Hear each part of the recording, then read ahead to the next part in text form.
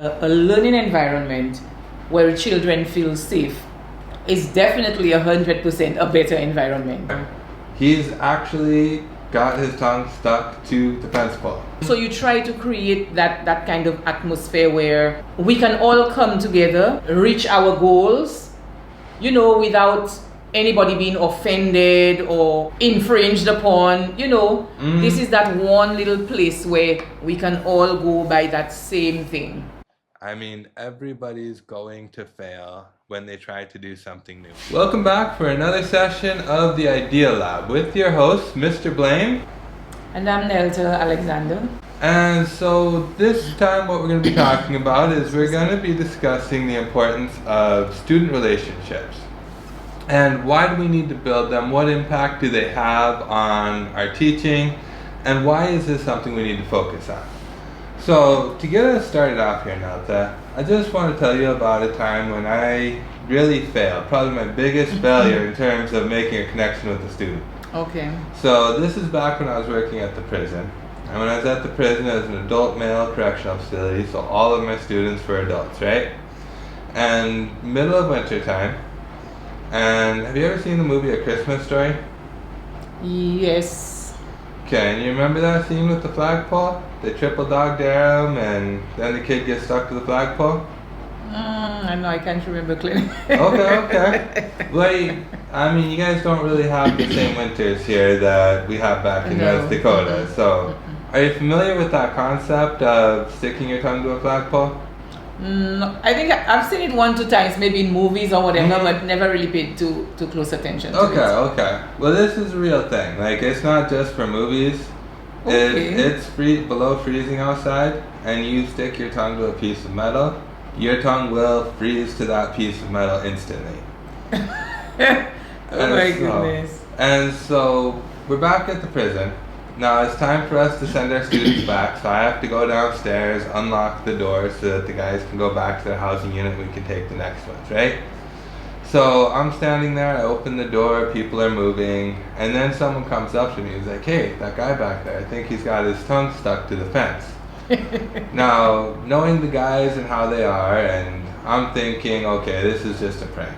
I mean, I'm working with adult males here, they know better than to do that. What's going to happen is if I walk over there, they're going to stand up and say, we got you. Mm-hmm. So at first I just stand at the door and I don't do anything. Like, I don't even respond to it. And then after a few seconds, I don't see him moving. So I'm like, okay, fine. I'll go walk and I'll let him have his little fun. And as I get closer, he doesn't stand up. When I get there, he's actually got his tongue stuck to the fence pole. For some reason, this adult male decided he was going to test the theory and find out that now he's stuck. He can't get off of this pole because his tongue is frozen to this fence pole. Oh my goodness. So me, never having dealt with this situation before, it's like, what am I supposed to do here? I walk away from him to just kind of think and process, how am I going to respond? And then he really starts to freak out, like, hey, where are you going? I need help. So it's like, okay, I stop, and I'm like, okay, I'm going to call on the radio. So I get on my radio to call for help. Now, when you get on your radio, it goes to every radio in the facility. So every staff member in the entire facility hears me say, I need assistance. There is a resident with his tongue stuck to the fence pole outside of education. So instantly you can imagine this reaction. Yes. Everybody's running to the windows. They want to see it. Everybody's staring at him. An officer comes with a warm cup of water, pours it over his tongue so that it can melt enough, take it off, send him to medical. But after that, the entire facility knew what he did because I'd gotten on the radio and pretty much announced it to the whole facility. And so as you can imagine, after that, there was not going to be a positive relationship with this guy. I was the one that put all of his humiliation on blast so that everybody could see and make fun of him. I mean, I could understand how he would feel after that. Mm-hmm. But I'm not sure that I would have the time to think differently, Mr. Blaine. Because to me, at that point, you're wondering, oh my goodness, what do I do? Yep. I need to call for help, right? Yep. So then the first thing you think about is reaching out and calling for help. Mm-hmm. It's just unfortunate that you call the entire facility to help, but I can see that happening to many people. Mm-hmm. Yeah, I can see that happening to many people. I mean, at that very moment, you know. Well, right, and I think that's an important point. Like, we always want to do the right thing and make the right decision, but as teachers, sometimes we have to make a decision in the moment. There's no time to think about it. Yes. And when you reflect back, you can sit there and say, you know, I should have done this or I should have done that. But in the moment, you didn't have time to even think. You just had to react to what was in front of you. And so with that situation, we do have some time to sit and think right now. What are your thoughts? Unpacking that, what would have been another option or another way that I could have approached that to sort of maintain the relationship with that student? But you know, before we get to that, I'm a little curious. How did he react after that in terms of your relationship? I wouldn't say it soured too much. He wasn't negative towards me or anything. Okay. At this point, I think I was already in administration, so it's not a student that I had in class that I was actively teaching. And when I passed him in the halls, they kind of stayed the same. I wasn't that close with him to begin with. So he still said hi, I said hi back, and I don't think that it had much of an impact, but I didn't have much of a relationship to start with. So it was just one of those, if I wanted to, I imagine it would have been more difficult for me to build the relationship with him because of that situation. But I could be wrong on that. Okay, although I'm thinking the fact that he was an adult, you know, he could be thinking differently from a child. As an adult, he could be in a position where, you know, he could allow himself to give you that much credit and say, you know what, he was just trying to help me. You know, at the time it happened, he had to think quickly. A child would not necessarily go through that process, you know, of thinking, evaluating your steps and everything. But as an adult, if it is that the two of you did really have a good relationship, I don't think it would have affected it too much after that. I mean, maybe a little humiliation would have gotten in the way. Right. But then I think y'all would have bounced back nicely. That's true, that's true. I think so. And I think that's an important point. In the relationships with our students, we are going to make mistakes from time to time. And assuming we're not intentional, assuming that we are generally building good relationships, our students will give us a little bit of forgiveness. That one time I snap at you isn't going to be the end of the relationship and the student's never going to forgive me. The next day they forget I snapped at them sometimes. Yes. So with the relationship building, taking a look at it, and it starts at the beginning of the school year, right? So what do you do at the start of your school year to make sure you're building those good relationships with your students from day one? Well, as you know, I teach the very young ones, the youngest at kindergarten. So I know that when they come in, they're seeing this motherly figure, right? So it's like automatically I have to put on that mother cap. First, they don't walk into the classroom seeing me as this person who's going to kind of like fill their little pots, you know, with information. Yeah. They see me as this person who's going to just help them through their school life. You know, that's what they see. So when they come, I mean, I embrace them. I try as much as possible to refer to them by their names. Yes, by their names. Address them politely. Reassure them that, you know, we're in this together and I'm there to help them. Let them know that they're in a safe place. They're in a safe place. One of the things that I always do is to let them know that we will make mistakes. It's not a matter of trying your best not to ever make a mistake. Of course you try, but we will make mistakes. Little things will happen that we don't necessarily like too much, but there is always a way to work around it. There's always a way to work around it. So you try to set that expectation of mistakes are normal, mistakes are a part of life. Do you do that in terms of the relationship, or do you do that in terms of academics, or both? Both of them, because again, they're little people. There are times when I may need to get their attention.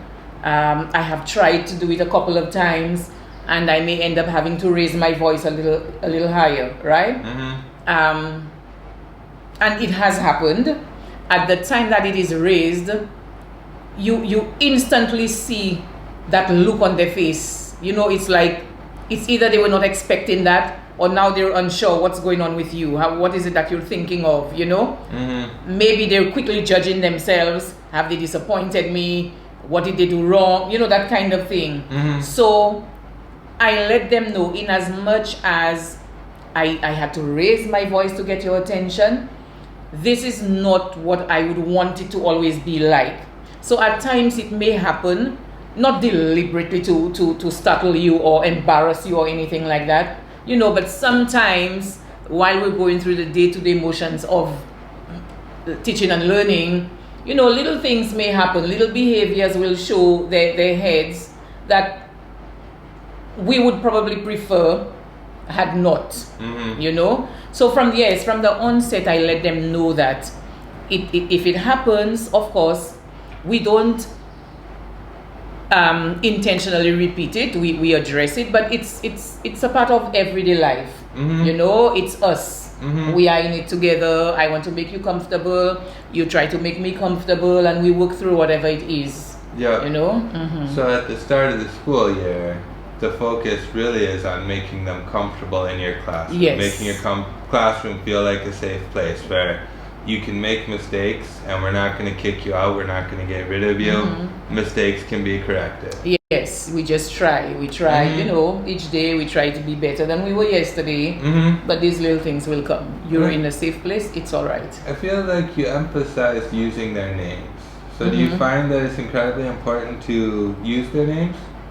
I think so. I think addressing them by their name shows them that you've made an effort to get to know who this person is.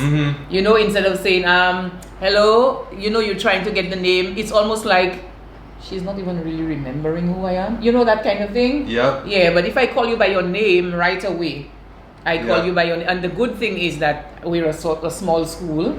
So usually my class, like the largest I may have is about 19, you know.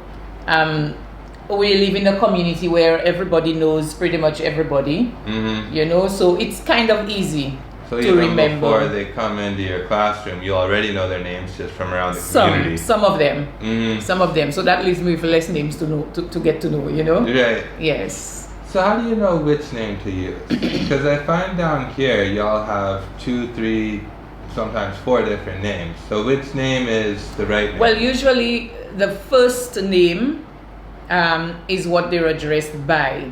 Of course, sometimes they come with the little name that is used around the home, but then we emphasize that the one, particularly the one that they're going to write, is the one that we use. And so, the name that's used around the home, like, is it a nickname? Like, I know Liz is also Wendy, Calista is also Mary, like, everybody has like 2 names. So what is that 2 names? Like why are there 2? I'm not too sure why. Well, I mean, I know people have official second names, you know, because a lot of the times you may have people with the same first name, so the second name is important there, you know. I don't know. Well, I know for myself and my children, I have my second daughter. Everybody calls her Kayla. We call her Kayla. Kayla is not registered anyway. Okay. She would have been named Kayla officially, but at the time, my sister, who's her godmother, got to know that I think there were 2 other children, young children in the community, named Kayla. Okay. So she just switched. But we were already calling her Kayla. Right. So the name just stayed. Now when she went to school, all her schoolmates and teachers and everybody call her Sanya.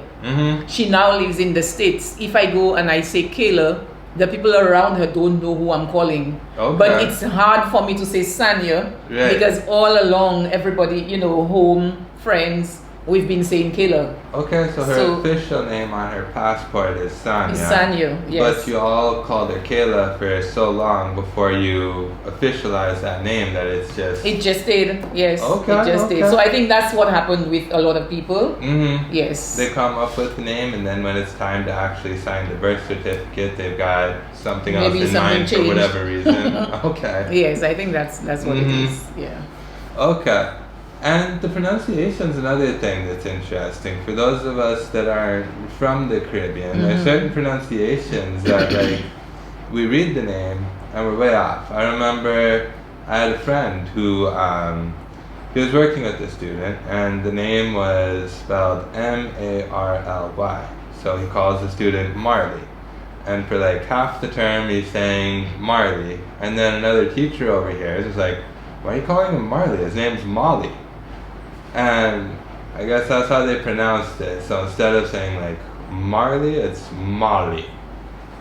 Oh, okay. Yeah. And he didn't know that because just reading it, and the kid never corrected him.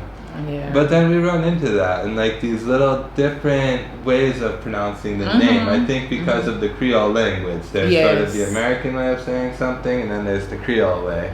Yes, I think sometimes the stress is on maybe the second syllable, but when you say it, the stress is on the first syllable. You know, those little variations. Yeah. Yeah. Yeah. Yeah, and those are challenges we run into sometimes. We don't intend to say it wrong, but I do think that getting, not just using the child's name, but getting the pronunciation right does make a difference in that child sort of feeling seen and feeling like they're part of the classroom. Yes, but I mean, to be, let's say in your case, I don't think they will feel offended because I don't know if you ever experienced it. Sometimes when you come and you call them by that name, that's a little differently pronounced than what they know. Sometimes they just giggle. Yeah. You know, they just giggle. Or you just hear a whole bunch of them correcting you, telling you the right thing, you know. What happens to me sometimes, if I forget the name, I quickly call them by the parents' name because I know all the parents. Many of them I taught as well. So if the mother's name is Lisa, I say, little Lisa. Yeah. You know, and then they begin, they start beaming and everything because they know they're making that little connection. It's like, oh, she knows my mother. And then I tell them, yes, I know you're little Lisa. I taught your mother, you know, and then we just have a little conversation right away. Okay. Yeah, so they take it well. You get some forgiveness, and I suppose that's true because I mean the same is true in reverse, right? Evan would always be called Evans. Like everybody had a hard time saying Evan. They always wanted to call him Evans because that's a more common name down here. And he didn't take it a bad way. It was just like you said, a little giggle and a laugh and different cultures. So yes. Some understanding happens there. So we put all this time into building these relationships. We take that time to make the classroom feel safe, and we make sure that the students feel seen and heard and that they understand they can make mistakes. But why do we do it all? Like, what's the point? Don't we want the students to behave? Wouldn't it be better to just sort of snap at them, control them? As long as they're quiet all day, sitting in class, then we're fine. We don't need a relationship. We need their respect, right? Well, Mr. Blaine, first and foremost, a learning environment where children feel safe is definitely 100% a better environment. You wouldn't want to be walking into a class and when you get there, the students are terrified of you. They don't know what the expectations are. They're afraid of disappointing you. They cannot be themselves. They cannot be as open, you know, as they want to. You don't want that. You want an environment where children come in, they feel safe, they feel valued, right? They can express themselves, they can share their interests, likes, dislikes. You're not going to hold them to that, you know, in any negative way. When you have that kind of relationship built with your students, it gets to a point where they're motivated to just be there. Just to be in your class because that's a safe place for them. They want to be there. When you begin teaching, it's easier for them to learn, you know, because they know that you are there for them. You are there to help them. They depend on you. They trust you.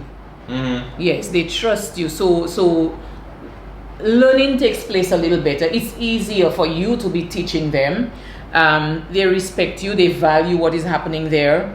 So it's easier for you to get through to them. Yeah. It's easier for them to follow whatever routines you have in the class. It's easier for them to, to have high expectations of themselves just as you have of them, because they understand that, they're coming into this place and you're a team, you're working together, and of course, like I said earlier, even if things may go wrong, we work towards fixing that, and it's just a nice, safe, trusting place. Yeah. Yes, when you have those relationships built. So you said it's easier to teach them when you have those relationships. The learning, of course, is easier for them in that process. What else makes it easier to teach them? Like, how is it easier? When you have built your relationship with your students, you get to know them. You have times where it's early morning, your students walk into the class. Without saying a word, sometimes you can already see who has a little something weighing down on their mind. You can already see who probably, in your head you may guess maybe they didn't have breakfast or there was an issue at home, but something is bothering them, right? Are you going to come, settle the class, start working, and then just ignore whatever it is that you probably noticed? No. You take a little time, even if you don't necessarily target that particular child, but you have a nice little opening session. You bring about a topic that you think might be uplifting to that child, Well, already you would have known the type of child, and even if you don't, we know what is commonly accepted by children, what children love. So even if it is bringing in a nice normal little story, something uplifting, something to make them feel good, and then you take it from there. At some point, you may find yourself coming closer to that child, and maybe just asking, is everything okay? Whatever, discreetly, of course, because you don't want to draw attention. That in itself will help you break, there may be some kind of barrier there, because we know so many things affect learning.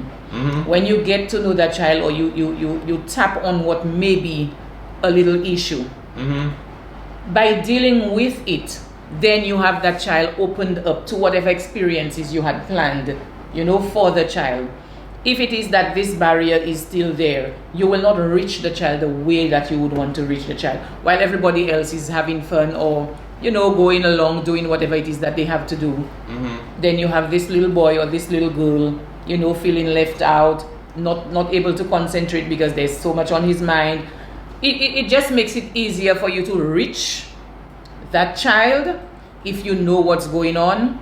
You have built that relationship, and you can work your way, around that. Yeah. So with that child, when we get to that child, you see that something is just off with them. Like you said, maybe they didn't have breakfast, whatever it is. Let's say you don't feel like dealing with it for some reason, so you just don't do anything. You do ignore it. What's gonna happen if you ignore it? If you are that person who can comfortably ignore it, I don't know how that happens, but if you can comfortably ignore it, it means that you have a child sitting down there that you're not reaching. You're not reaching. The child may end up being disruptive, because the child may be craving that attention, wants to say something, wants to let that thing out, but you are not creating the avenue for that to happen. That child may just be tuned off completely. So yes, they're looking at you, but they're looking right through you. You're speaking, they're seeing your mouth moving, but they're not taking in anything that you're saying, right? The child may feel a bit isolated because, hey, I'm sitting there, I have that issue, whatever, something is bothering me. You're carrying on like nothing has happened. Children are laughing. We know what a typical classroom is, especially infants. Children are laughing. Maybe you're reading a story. People are enjoying themselves. It's not that I don't want to. I want to, but I really cannot You know, so I'm just sitting there. It's like my whole morning is just being wasted. Yeah. And in my head, I may be creating my own little stories too. Yes, look at you. Yeah. You're supposed to be the adult here. You're supposed to, I mean, I left home. It was maybe a mess, you know. I'm coming in here. You're supposed to be the one who can at least, you know, maybe comfort me or whatever. And I'm sitting down there. I'm sure you can see it on my face. Yeah. You're just not taking me on. This is just not making sense for me. Yeah. I'm not in the right place. This is not for me, you know. And that's so it. all of that. Back at the prison, we used to say behaviors or needs not met. And the idea behind that is that anytime a student is misbehaving, acting out, violating expectations, there's a need behind that. There's a reason why they're behaving in that way. And if we can meet that student's need, then we can put an end to that behavior. Like you said, if the kid comes a little hungry and he needs food, he might be disruptive throughout your whole morning. But if you just send him over to the kitchen to grab a quick snack, you can put an end to all that disruption before it ever happens. And so I think we do. I think sometimes we get lost in this mindset of rewards and punishments, and this kid's just trying to make my day miserable and whatever. And really, at the end of the day, all we had to do was get him a little food, and we would have put an end to everything. Yes, we both would be happy. Yeah. Yes. And I think that's it. I think that's the mistake some teachers get into. They get into this mindset of winning and losing and the power struggle. And whenever you get into a power struggle with the student, you're going to lose it every time. Because the student has no need to win or lose. The student can do whatever they want, and sure, mom and dad might yell at me and maybe I'll get grounded or something, but it's not the end of the world. I can handle that. But for the teacher, you're always thinking, I've got 20 other students I have to teach. I have to get this kid to, be under control so that I can get to my class and get through everything. And there's so much more pressure on you as a teacher where if you get into that power struggle, you can't sit there and go forever. You're going to lose it every single time. The kid's not going to give up. That is so true. Now, I'm looking at it in another way. You see, we know better now. We know better. We have been through it, with experience, knowledge, wide reading. So it's almost like we come with that shield. We come prepared for certain situations, but that is not always the case. I mean, we have had experiences where, we come in and we're expecting, okay, I'm going to be teaching that class. Yes, I may get a little talkative one, or but I'm not expecting to get one who's just going to outright just disobey whatever rules. Be disrespectful, just say things, blurt things out, all of the things that you don't want to happen. Sometimes you just do get them. Yeah. And you exercise a little patience. Maybe you call on the child and say, Joshua, settle down. Joshua refuses to settle down. You have your lesson planned. You're looking towards whatever it is that you had planned, and you want to go through that and then to move to the other subject and so on. Joshua is just not letting that happen smoothly. It's not every time that you would do the prim and proper thing, to go around and sit calmly and find out what is wrong with Joshua, or call Joshua to be your helper. Get Joshua distracted from whatever it is that he wanted to do. I mean, I'm saying this to say that it's not something that just happens. And just like you have different children, teachers have different personalities. The teachers themselves come from home, maybe, with a bit of extra stuff going on in the head. And I know we say, well, yes, we're adults and we're supposed to leave all of that at home. Can everybody easily leave all of that at home? That's not always the case. I don't think it's possible. I think that's one of the mistakes we make is we try to think of employees, whether you're talking about teachers or some other profession, as these automatons. When you come to work, it's all about work. Everything else impacting your life doesn't matter. You're just supposed to focus on work. And if my mom's on her deathbed and I can get the call at any minute, you can't tell me that I'm going to be able to go into work, completely tune that out, and just be focused. That's right. Yeah, so sometimes, I mean, we do have our challenges, that will get in the way of us making sure that we always do the right thing, but I mean, in time, with experience and all of that, we learn along the way, and we try our best, to make the best of whatever situation that we have. And I think that's it. It goes back to sort of how you say you set the expectation of we're going to make mistakes. We try our best and we always want to do the right thing. Hopefully our hearts and our intent is always in the right place, even though it doesn't land like we want it to sometimes. But as long as the intent is good, then for the most part, we're going to be able to correct any mistake we make. We have to be willing to be vulnerable, I think. We have to be willing to kind of reflect. And when I did something wrong, go back and be willing to apologize for it. Be willing to acknowledge that I did something wrong and I could have handled it better in that situation. Certainly, and that is what we want the children to do. And it is so very important for us to model it. Because they cannot see us as robots. We're human beings. They make mistakes, we make mistakes. They have to see us. I mean, we know about vicarious teaching. You don't always come and say, do this, do that, do this, do that. But they're looking at you. They're analyzing what you're doing. You're in a situation. How do you act when you're in that situation? What do you do? They're observing, they're watching, and if you can demonstrate the same thing that you have been trying to instill in them, they're just getting a double dose of whatever it is that you're trying to teach. So they hear it from you and they see it in action as well. So let's talk about classroom expectations for a minute. You said when we were just talking about what you do at the beginning of the year, one of the things that's important is for students to know the expectations. So what is the importance of the expectations? What do you mean by classroom expectations? And what impact do those have on the overall relationship you hold with your students? Well, classroom expectations, when the students come in, it is not the same as home. They have to be able to tell the obvious difference. In the classroom, you would have structure, you would have your goals, what is expected by the end of the day, the year, the term, the year. I think it is important for students to know these expectations so that they can measure or it's like they're evaluating their own actions, whether you're there or not. It should be able to come to that. You're doing something, the teacher is not there.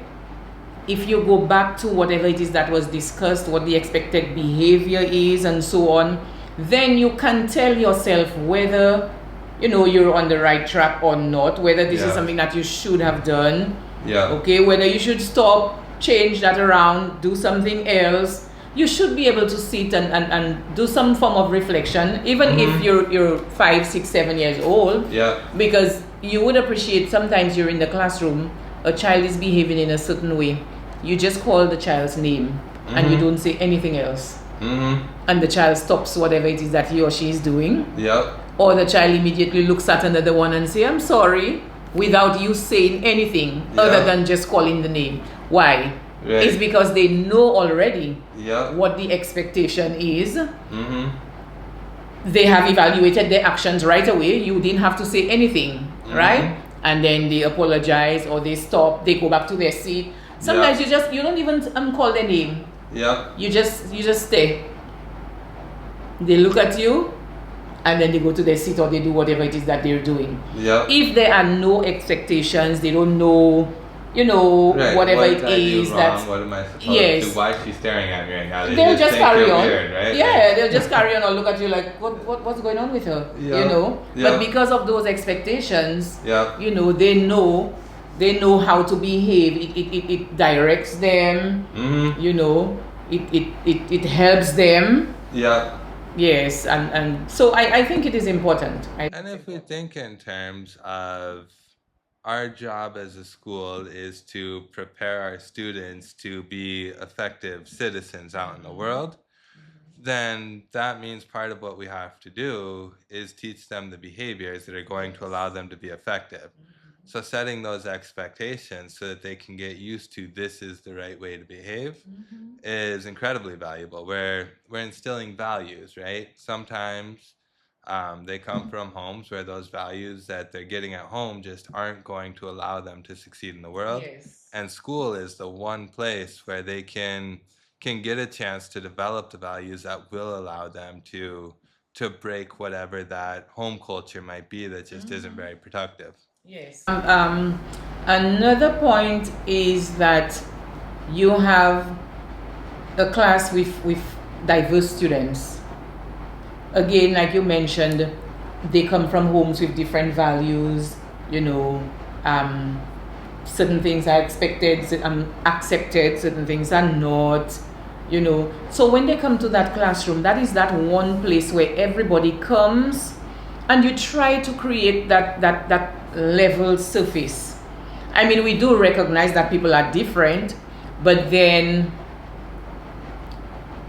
being polite is something that goes across the board. You know, it doesn't depend on who you are.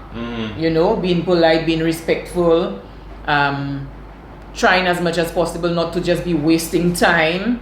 It doesn't matter who you are. All of these things are standard things that, you know, everybody should value. So you try to create that kind of atmosphere where we can all come together, reach our goals, you know, without anybody being offended or infringed upon. You know, this is that one little place where we can all go by that same thing. Yeah, so to me, you need that. You need that. Have you ever set an expectation in your classroom that you couldn't justify or you couldn't enforce? Yeah, maybe something just annoys you. I hate the color yellow, so nobody can wear yellow in my classroom.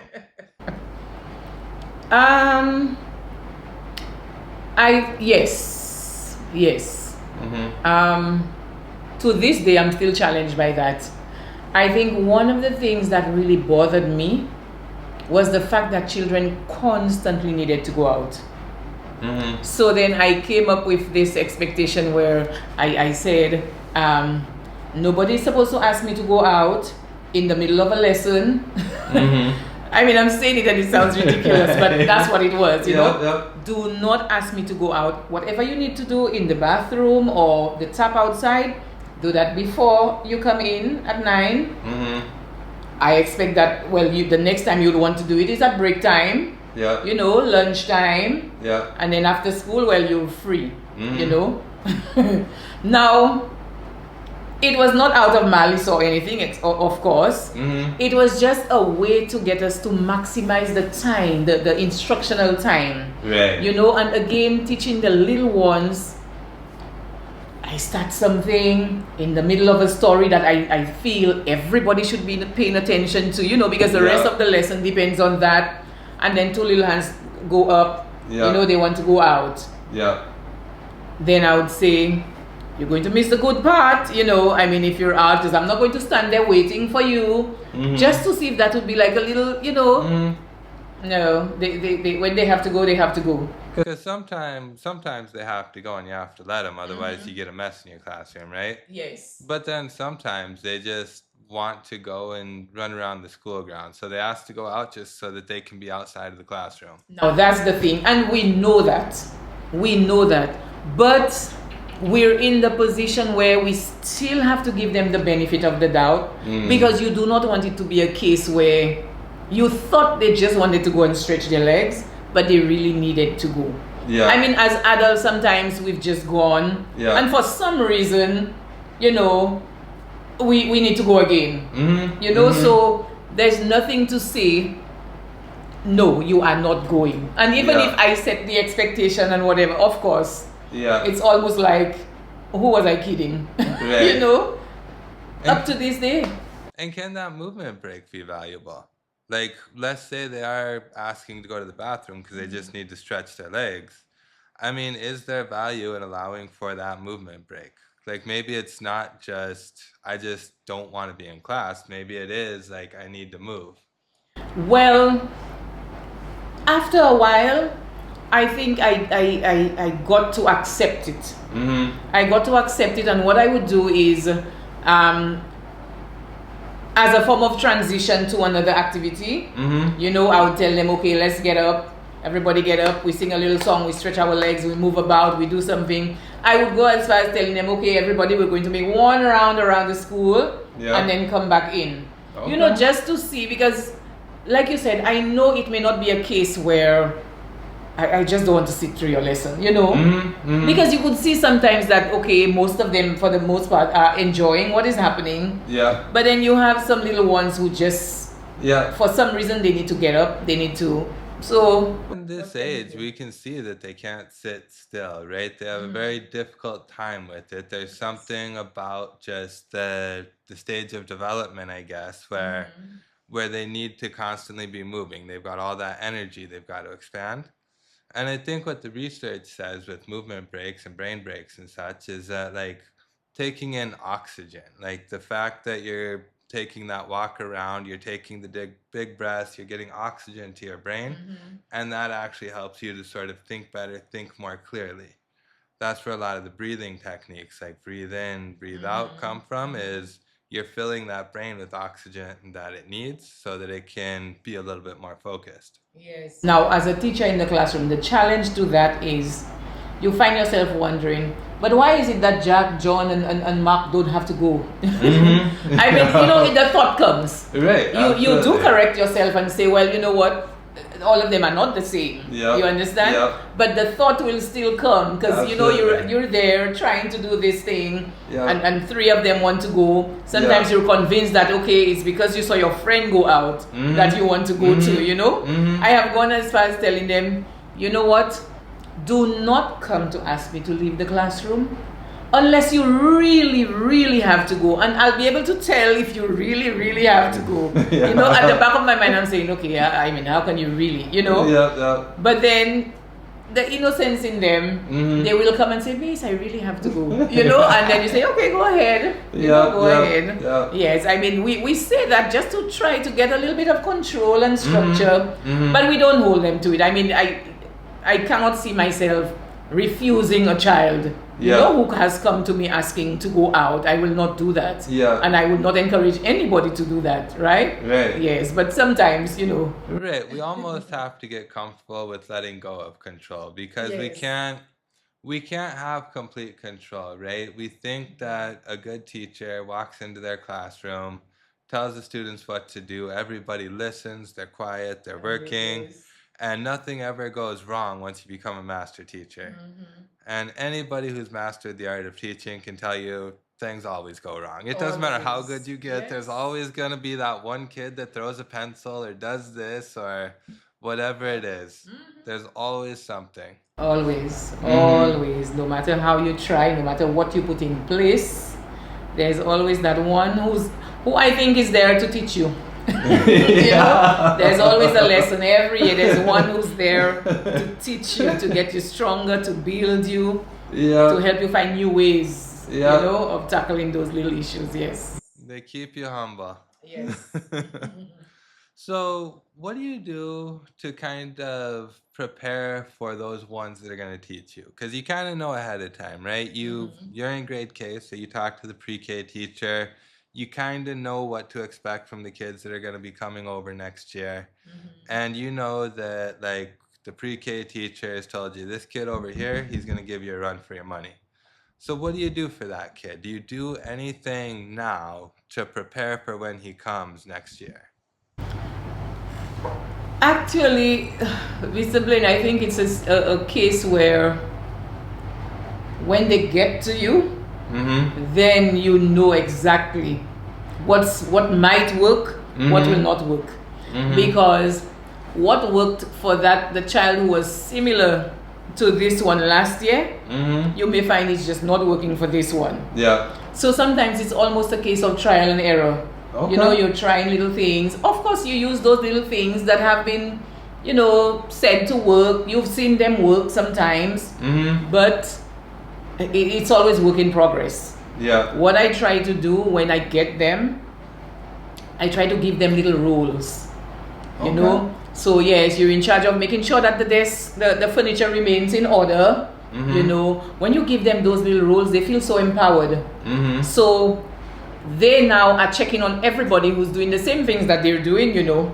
But because they have that role, now it works well sometimes until they get tired of the role maybe, and then feel it's like something else comes, and then you now have to find another way.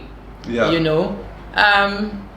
Interestingly, when these children are not at school, you miss them terribly. Those same ones that are giving you a hard time when they're there, when they're away, it's like you just, by the time you stand in front of the class, okay, this person is not here today, you know, because they keep you on your toes. You find the little things to give them to do. Can you give out these papers for me, please? You know, I have a note to send over to Teacher Jessica. Can you take that to Teacher Jessica? You know, I mean, you don't abuse them throughout the day, but you know, you give them those little roles to empower them, minimize all of the disruption and everything, you know, to keep them guided, keep them focused, keep them there. And I think that's it. You're not abusing them or using them as like cheap labor. What you're doing is giving them responsibility. Because part of that acting out might come from the fact that like nobody ever gives me responsibility, nobody trusts me, whatever. And when you trust them, all of a sudden they're gonna live up to that trust, and they're gonna say, okay, I'm gonna do this, right? Because I want to be somebody that can be trusted. So with the more challenging students, so we've got those students, like our usual stuff works with most students. Your, you know, general operating conditioning, your rewards and punishments, most students that's gonna work with. But there's always that one student that's just gonna, it doesn't matter what you do, no matter what punishments you dole out, no matter what rewards you offer, no matter what, that student just continues to misbehave. So what do you do for that student when you get to that point where you've exhausted all of your resources and nothing has worked? This child is continuing to be disruptive. What's the next step? Well, one of the things that we do is to connect with home. We try to see what is going on at home. You know, we have that parent-teacher conferencing where the parents come in, we sit with the child, we discuss whatever the behavior is. At times, the parents will tell you the child is doing the same thing at home, they don't know what to do.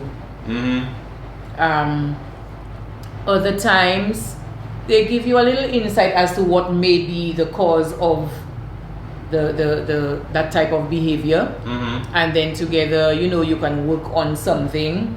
It may be some family issue that's you know, and if it is a family issue, it's almost like you now don't, there's nothing much that you can do, but to make the child a little comfortable, make the child, well, you now become a little more tolerant. I mean, if it's a case where the disruption is bad and it's just preventing, you know, whatever it is that has to happen in class to happen, then we find a way to curb it, even if it means taking that child over maybe to the special education teacher in a room where there's, you know, much more set up, do the little one-on-one, you know. But I think for the most part, we try to keep the child in the classroom, not necessarily, you know, take them out and work with that child. It takes a lot sometimes. It takes a lot. You may end up having to put the child to sit by you, you know, engaging the child differently.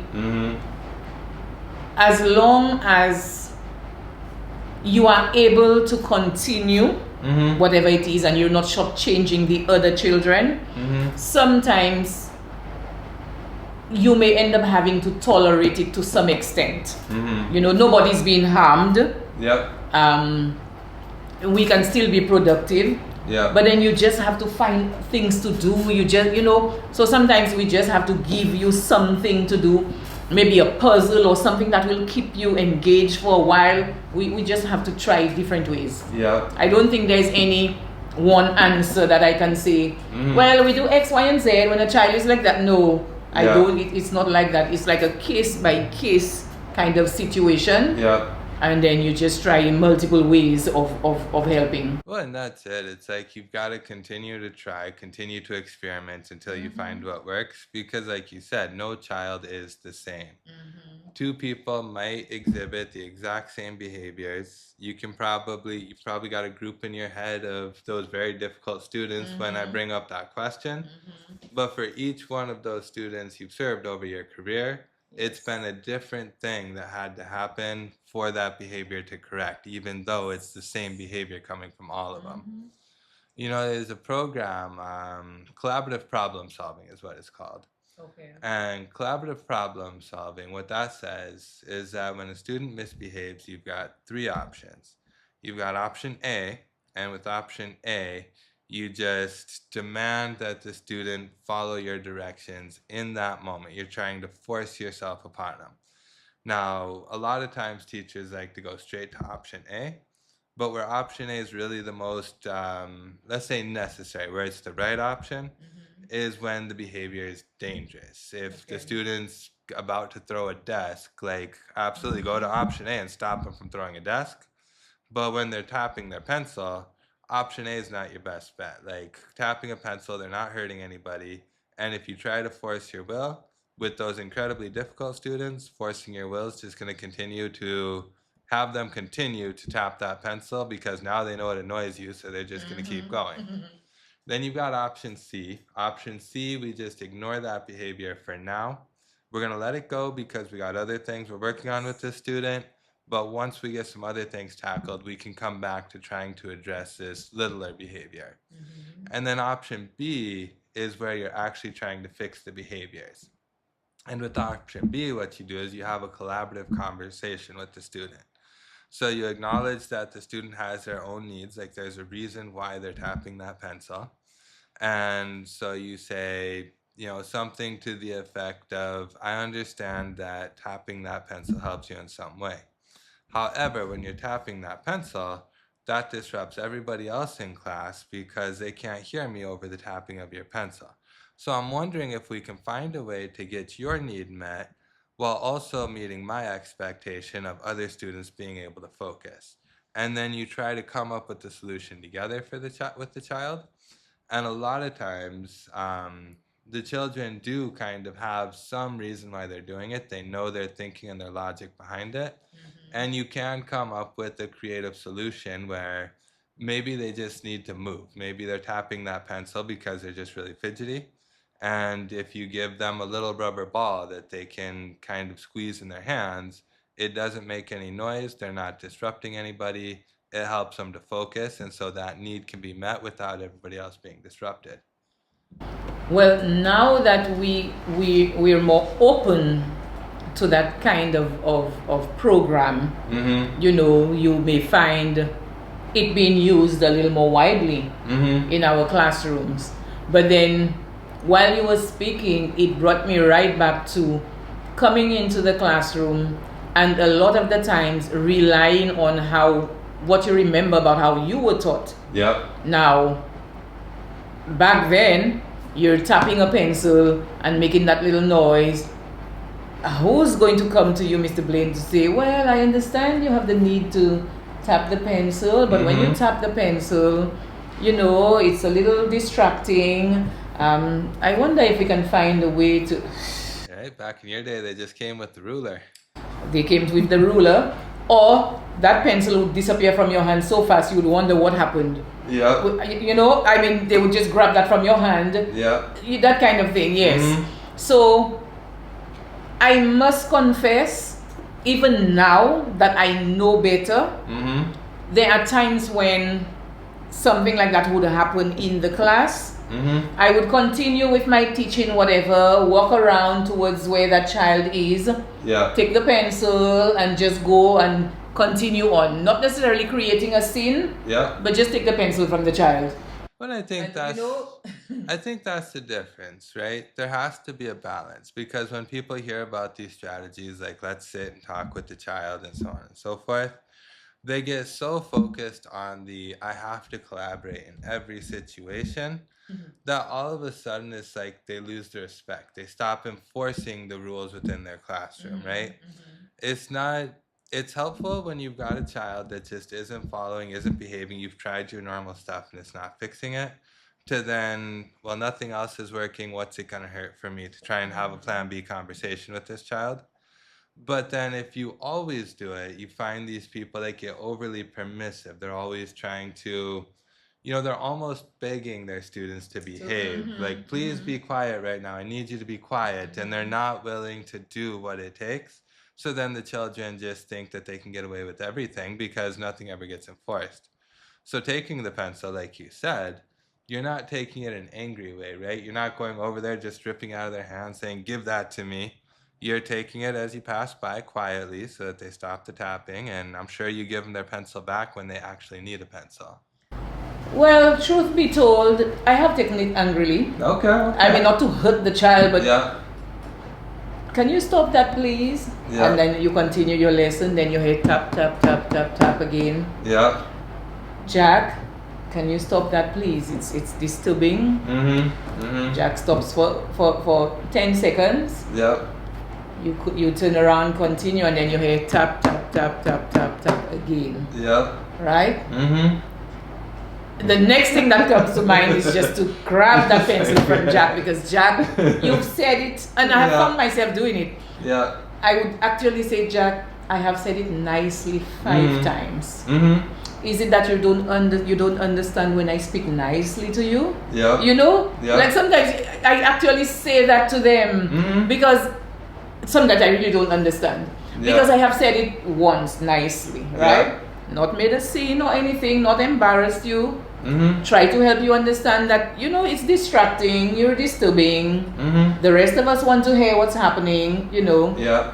and you're just going to ignore me completely. Yeah. Or stop for 5 seconds and start again. Yeah. So then I come and I just grab the pencil. Right. I mean, I have said it how many times, And sometimes it's really not in the child's control. I mean, looking at the development of the brain, the Now prefrontal that- cortex yes. isn't fully there. They're not intending to be disruptive. It's just like they have that need to kind of move in that moment or something. And that's where the plan B conversation can come in, because if you're continuing to get that behavior from Jack, you're not going to take his pencil from him every day, or you don't want to have to just always go and take a pencil. You'd rather just have the tapping not happen. So coming up with some compromise where he can get that need met without being disruptive is going to make your day a lot easier too. That's the thing. Now, of course, having learned that, then obviously, you're going to act upon it differently. Yeah. But when you don't have that skill set, you don't have that knowledge, you rely on what you've known or what you think is going to stop the behavior and to get everything back on track. Well, only to find that it doesn't necessarily work, because like you said, okay, it stopped it for Monday afternoon, Tuesday Jack will do the same thing. Yeah. But when you know better, you read up on behaviors and all of that, different children, and we know with special needs and all of that, what to expect. Then obviously you're not going to continue with that measure. You will try something more positive, something that's going to help both the child and the situation in the classroom. And one thing I think is really important that we sometimes forget about, we kind of touched on it earlier when we were talking about how we're all humans and we have things going on in our life, is like the students feed off of our mental state. So if the students are being disruptive and loud and they're not listening to us, sometimes we get flustered, right? We go down, like we get stuck in this quicksand where it's like they're not listening. So now I'm getting upset. Now I'm getting louder. The louder I get, the worse their behavior gets because they're feeding off of me. But if there's a way where I can kind of bring myself under control, take a couple of breaths, I can calm down, then the students are going to match that energy. When I calm down, they're naturally going to calm down with me. But when you find a teacher constantly has to yell at their class and you always hear that coming out and the noise and everything, I mean, that teacher is almost working against themselves, because all of that yelling is doing nothing more than making the kids be more and more disruptive. It's not going to fix the situation. And I have tried that. I have walked into my classroom with students being very, very noisy, I come in, stand at the door, or maybe, at the front, Mm-hmm. and then I begin speaking very softly. Mm-hmm. I don't stop, I just continue. So I'm speaking softly, I'm saying whatever it is that I want to say softly. And it's like there's just that steady drop in the noise until you can hear a pin drop. I don't know if it is that it confuses them Yep. or if it is that, okay, this is a little new, or she's trying to say something maybe to only some people, but I want to hear what she's saying. I don't know what it is that goes on in their minds, but at that time, everybody gets to be quiet. Everybody's listening. And then I tell them, you see, I didn't have to shout or anything to have you to stop, to listen. I said what I was saying there in a very low tone. Couldn't everybody hear me? And then you'll hear, yes, miss. So I said, but there you are. There is no need to be screaming and shouting for people to hear you. Yep. Everybody's right there in a classroom. The people on the other side of the street don't need to hear you. Yep. I was speaking in that tone. Everybody heard me. Is it necessary that, we go shouting in the classroom? Yeah. No, mate, and then I say, okay, so we can try it. Yeah. We can try it. Yeah. And then people start, of course, at some point, they'll go back to normal. Right. But at least, they get the little reminder. I'll tell them, remember a while ago, all of you heard me without having to be shouting, constantly going back. And that's another thing with them, reinforcement. Yeah. Give them the little reminders. Yeah. Nicely, calmly. Yeah. And I think that's it. I think they need the feedback. Like they just aren't self-aware enough to realize how loud they sound to other people. Because we've got that traffic light back there in the library here. And whenever I turn that on and I set it, and they all know what it means when it goes yellow and red and everything else, once they have that visual and they can see it going to yellow, they immediately start like addressing their classmates for being too loud, or they start getting quieter themselves.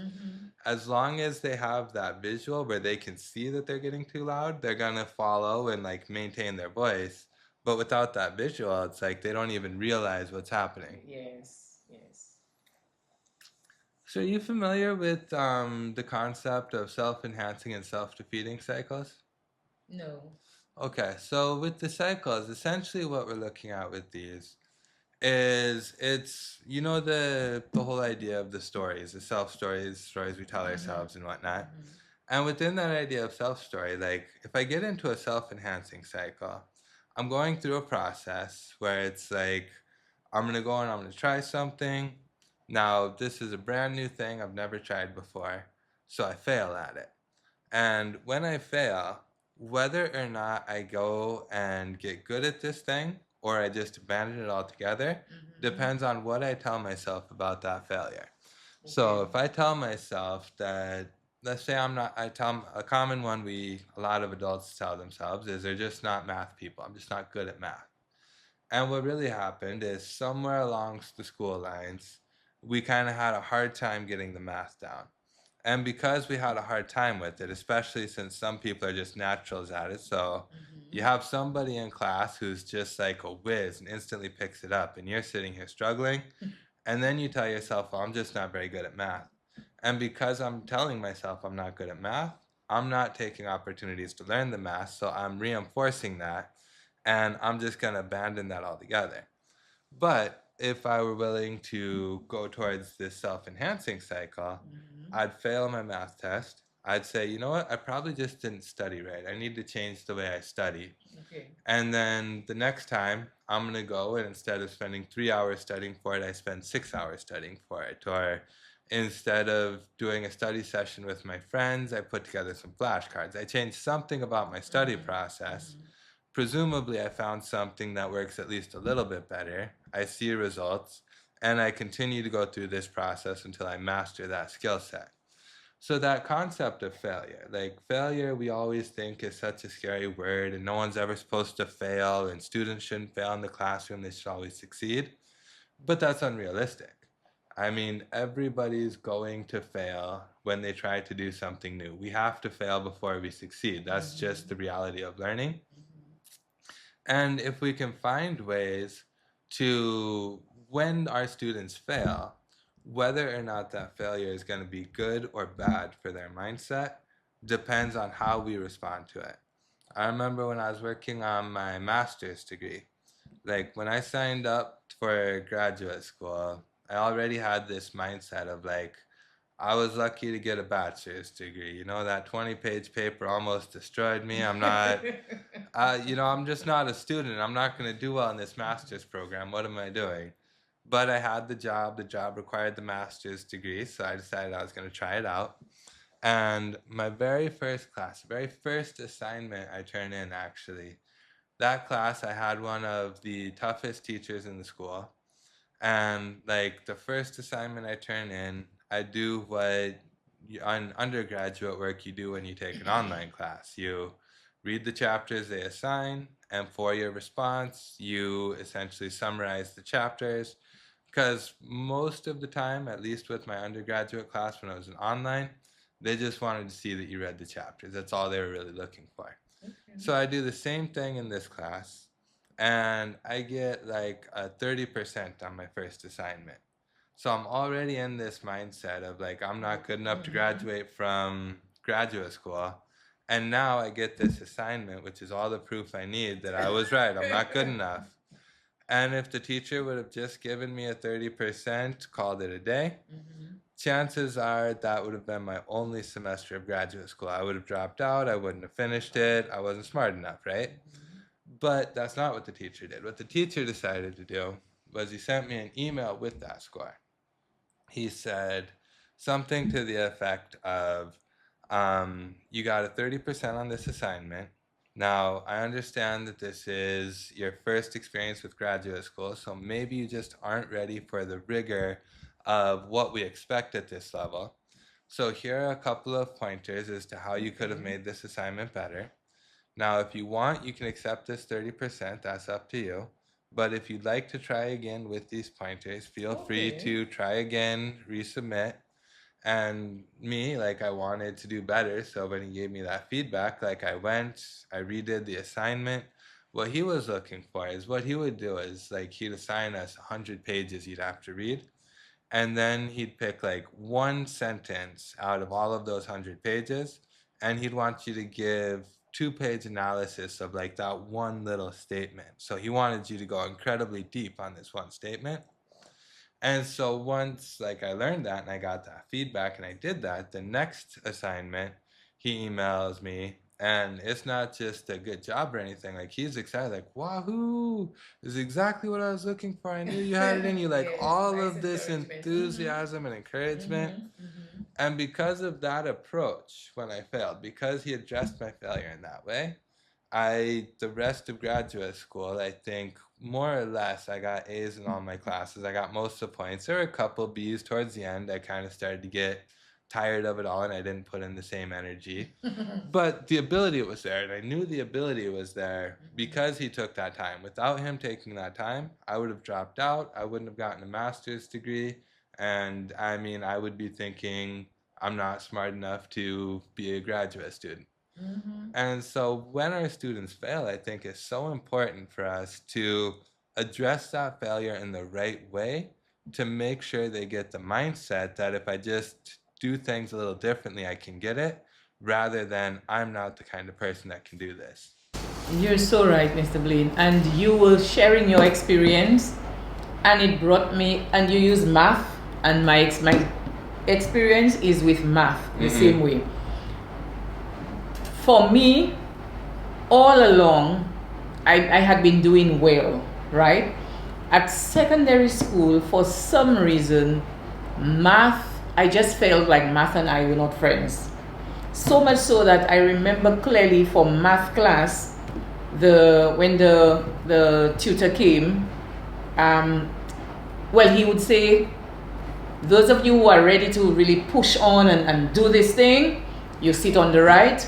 Those of you who feel, well, you just don't have what it takes and you're not prepared for all of that, go to your left. I would comfortably go to the left. Okay. Yes, I would comfortably get up and go and sit on the left. Of course, I was not alone. You know, I would do it. I wrote CXC. I think I got the last mark that you could have gotten to pass. That's what I got. All along, I had been telling myself, oh, this math thing is just not my thing. I'm a language person, I'm a this person, you know. And we tell ourselves that. And then here, instead of that teacher trying to get all of us on board, trying to get all of us to like it and try, at least put some effort into it, he just gave us the option. You know, those of you who are ready to go for this side. Those of you... So, I mean, obviously, so I had already made up my mind. So the people that he put on the left, he didn't do anything with them. He kind of ignored them. He gave us some basic stuff to do. But the people on the right, he really helped push them to towards get there. the exam. Yes. Yeah, so those of us on the left, he gave us some basic stuff to do. Okay. And can you believe we were comfortable with that? Yeah. At the time, we felt that, you know, it's okay, that's where I belong. Right. And this happened like this. Like I said, I wrote the exam, barely passed it, became a teacher, went on to teachers college. And then when I got to teachers college and had to do math at that level, that there was that one professor. He always used to come to the class, introduce the class with some kind of situational problem. And Mr. Blaine, every time that was my kind of thing. Yeah. So every time he gave it, I was engrossed in that and working my way through it and solving it. Okay. And then there he was saying, but I told him, just imagine he came and I told him, well, sir, I am not a math person. I mean, I'm just here as I have to be, you know. So it's almost like I was telling him, don't expect too much, you know. Right. Yes, but then he had that approach. And it's like I succeeded at it every time. Yeah. And he would say, but I just don't understand why you keep saying, or why you said that you are not a math person, you're a genius. Yeah. You know, and he would keep telling me that and telling me that. And you know, I actually got to love math. I actually got to love math, but I don't necessarily like just following the formula and just doing, you know. I like the situational kind of stuff. Yeah. Even with solving certain math concepts and whatever, I had my own way of doing it. Yeah. But back then, the teacher did not recognize that. The teacher just felt, okay, I was supposed to use that formula, didn't use it, cannot get it in the end. Sometimes I would get it, but the end, ask me to how I got it, Mr. Blaine, it was just totally different from what the teacher was doing. Right. But the teacher was not prepared to accept that. Right. And but made me now doubt. Yes. And that one teacher, just like you had that professor who, you know, gave you the feedback, that one teacher made the difference for me at teachers college at that age. You know, he made a difference. And up to now, when I meet him, I keep reminding him of that. The man who made me love math, the man who made me change my mind about math. So it's just so important what we tell ourselves and what we get from the outside, not just us telling ourselves, you know, but the encouragement, the feedback that we get from the outside. Yes, it's just really, really important. And I think that's one of our biggest responsibilities as a teacher is to try to impact our students' mindsets.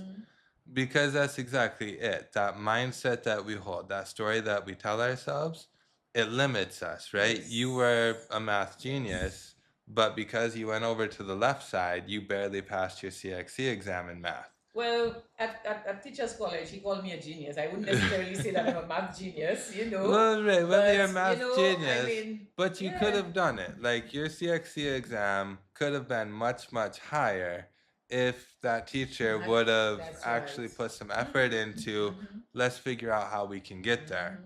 And that brings me right back to the point I made about helping your students understand from day one that there are things we will try and not get it right. We will fail at some things, and it's all a part of growing and learning, and it's okay. And I have found that to work, Mr. Blaine, because as little as kindergarten, they're trying to get the sounds, they're trying to blend the sounds, you know, they're trying to add the numbers and they're not getting it. but they understand that sometimes you don't get it right away. Because from the time they come in, we have that mindset.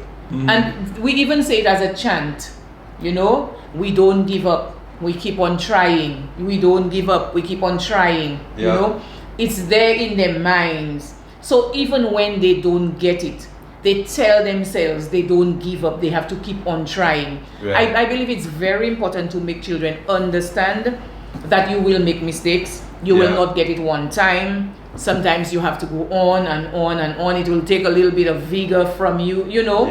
And that's okay. And even if the person next to you has gotten it and you've not gotten it, that's okay, because we are not the same. We are not the same, and it's okay. When children understand that, their mindset is different.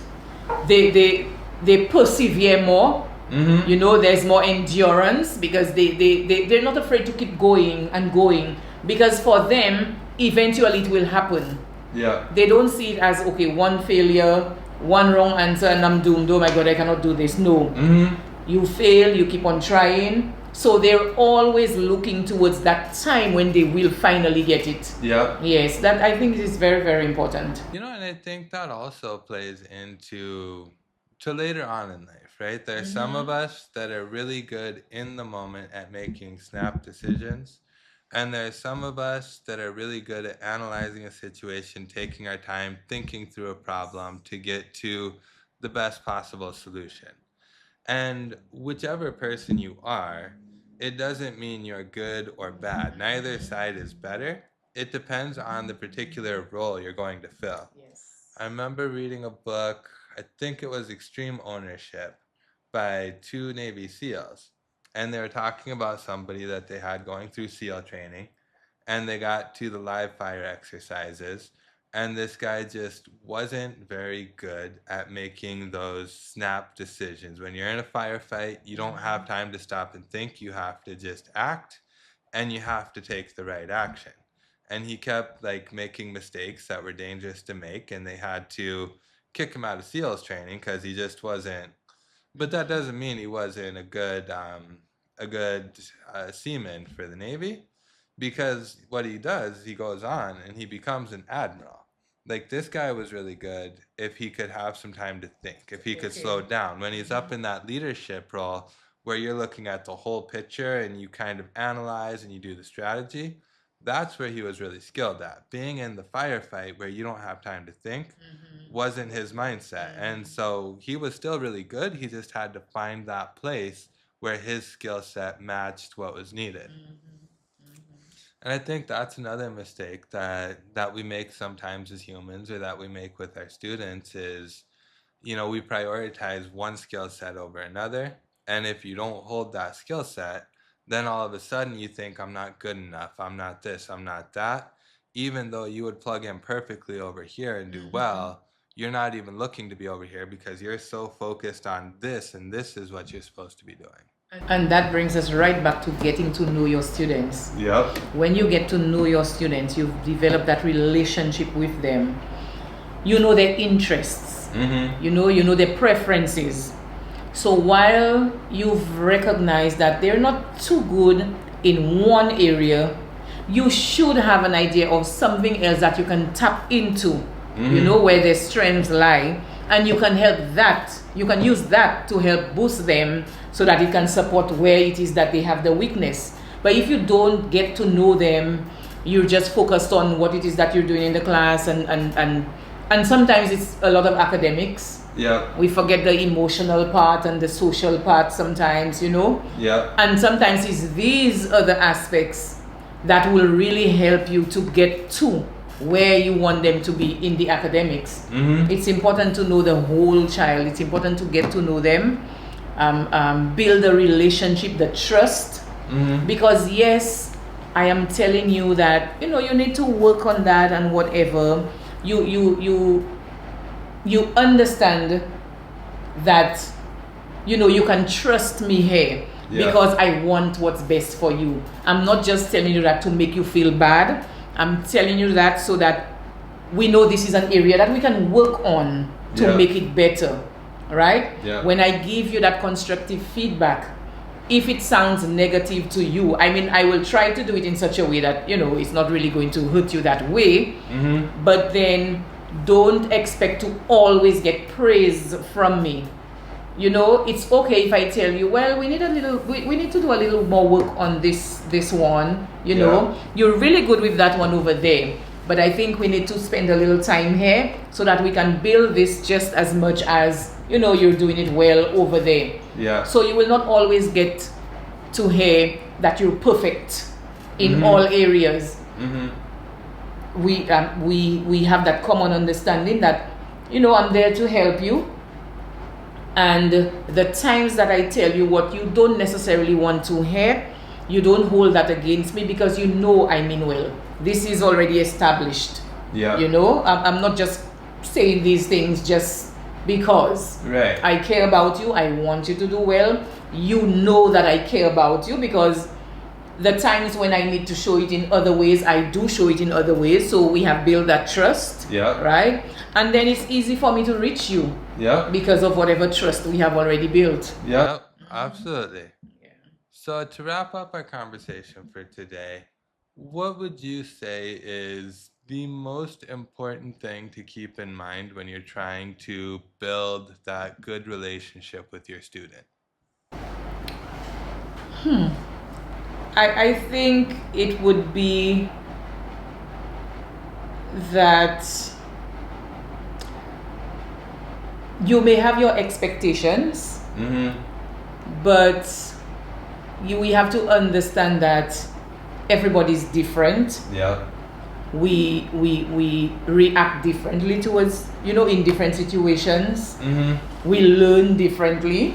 We respond differently. Yeah. So in a classroom of students, in building those relationships, understand that what works for one will not necessarily work for the other. We have to be open-minded. We have to be ready to embrace the diversity that will be, that we'll be faced with, and be prepared to go the extra mile. Yeah. Be prepared to go the extra mile. We will always get that one student who will force us to dig a little deeper. Yeah. So always be ready for that. If you don't get that, then you're well prepared. But if you do, you are also well prepared in terms of your mindset. Yeah. Because yes, I know that I will be faced with those situations, and I'm ready. I'm open. I'm here to help you. We are not going to fail. I will try my best to help you. I expect the same for you, and we're in it together. Yeah. We're in it together. Yeah, I think what I would say is we have to remember that our children don't want to have difficult relationships with us. When you look at kids are dependent upon adults for survival. So kids are actually incredibly sociopathic. Like, they manipulate us as adults to get their needs met because they can't meet their own needs. Yes. And so when we're sitting there fighting with the children, when they're screaming, when they're doing these things, and sometimes it crosses our mind, this child just wants to ruin my day. That's not the case. No child wants to be in that experience where they're fighting with you. They want to have the loving, kind relationship. They want to get along. There's just something within them that prevents it, whether it be within their mindset, within their values, maybe just within their brain development. It's not that they want to make us difficult, it's that they're having a really tough time. And if we can understand that, and we can kind of keep ourselves calm, we can get a better result than when we convince ourselves the child's just being difficult, and then we become just as difficult because I'm going to show him I've got the power in this classroom. All right, well, we'll end there for today, and we'll be back next month with another session.